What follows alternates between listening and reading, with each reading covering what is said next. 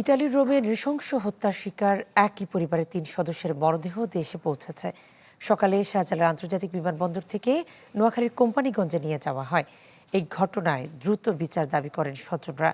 এরই মধ্যে শাহাদাত নামে এক বাংলাদেশিকে অভিযুক্ত হিসেবে শনাক্ত করেছে ইতালির পুলিশ। নগদ নিয়ে এলো হার না মানা হার অফার। সর্বনিম্ন 10,000 টাকা রেমিটেন্স নগদে পাঠালে থাকছে স্বর্ণের হার জেতার সুযোগ। উন্নত জীবনের স্বপ্ন নিয়ে ইতালিতে পাড়ি দিয়েছিল পরিবারটি, কিন্তু রোমে এক রাতেই সব শেষ।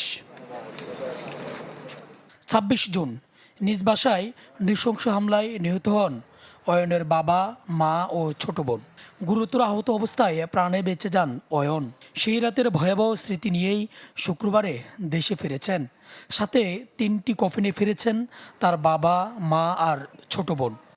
সবাই ঘুমাইতেছে বলে কোনো কিছু বুঝে ওঠার আগে ফার্স্ট কোপ মারি দিছে এই জায়গায়। 2-3 মিনিট ওর আমি ঠেকাইছি, ও যেমনে পারতেছে অমনে কোপ দিছে। একবার ঠেকানোর পর আমি ওর ডান হাত ধরে ফেলছি ধামাসহ।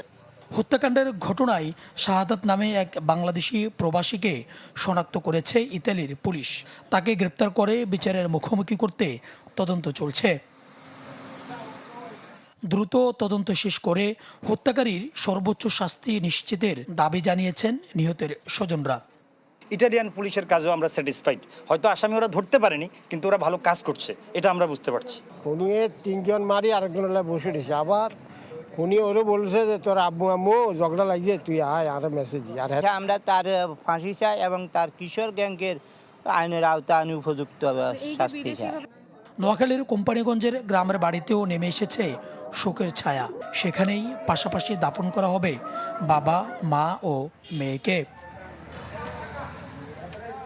সুলতান মাহমুদ আরিফ, চ্যানেল 24, ঢাকা।